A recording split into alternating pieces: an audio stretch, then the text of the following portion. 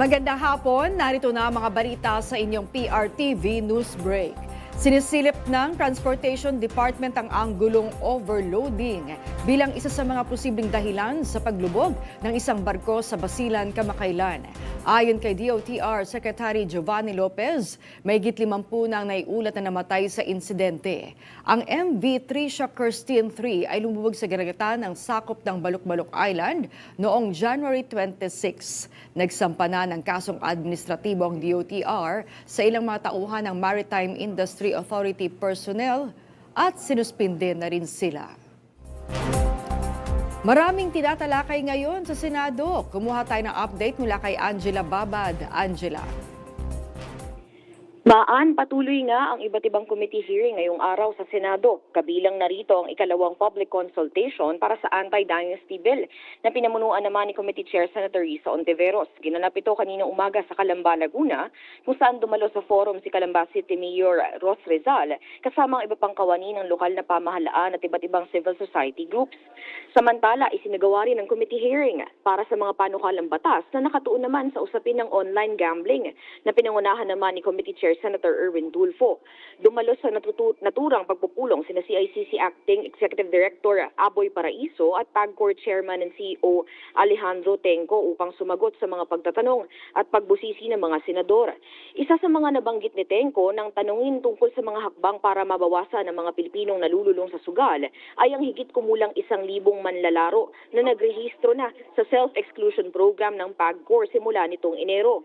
Ito ang mga individual na voluntaryong nagparehistro upang hindi sila papasukin o paglaruin sa anumang pasugalan, online man o sa mga land-based casino. Ayon kay Tenco, kapag nagparehistro dito, 1 taon na hindi maaaring makapagsugal ang naturang manlalaro.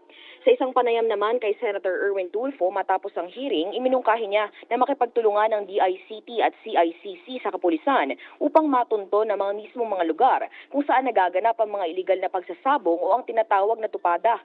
Sa ngayon, ongoing pa rin ang hearing ng Committee on Public Information and Mass Media na pinamumunuan naman ni Senator Robin Padilla kung saan tinatalakay naman ang iba't ibang panukalang batas patungkol sa pagpuksa sa fake news. At mamaya, gaganapin nga ang Senate session ng 3:00 ng hapon. At yan muna ang latest mula dito sa Senado. Balik sa inyo dyan, Maana.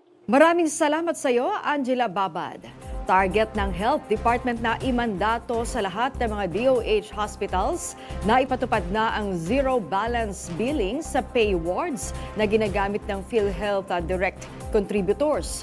Ang PhilHealth Direct Contributors ay ang mga regular na nagbabayad ng kanilang kontribusyon.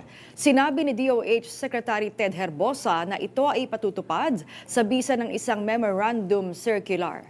Ang pay wards ay hiwalay sa basic accommodations na sakop na ng zero balance billing policy sa ilalim ng planned policy. Ito ay para matiyak na ang government health benefits ay pasok ang mga middle class earners. Sa DOH pa rin, masayang ibinalita ng kagawaran na sa ika-4 na linggo ng DOH Ligtas sa Tigdas Vaccination Campaign, mahigit 2 milyong kabataan ang mga nabigyan ng bakuna. Ayon sa DOH, ang mga bata ay nasa 6 na buwan hanggang 5 taong gulang. Nabakunahan na sila at ngayon protektado na laban sa tigdas at tigdas hangin. Karamihan sa kanila ay mula sa Mindanao at BARM. At yan ang mga balita na kalap ng inyong PRTV News Break. Live kami sa free-to-air, Beam Channel 31, Signal Channel 31 at sa YouTube.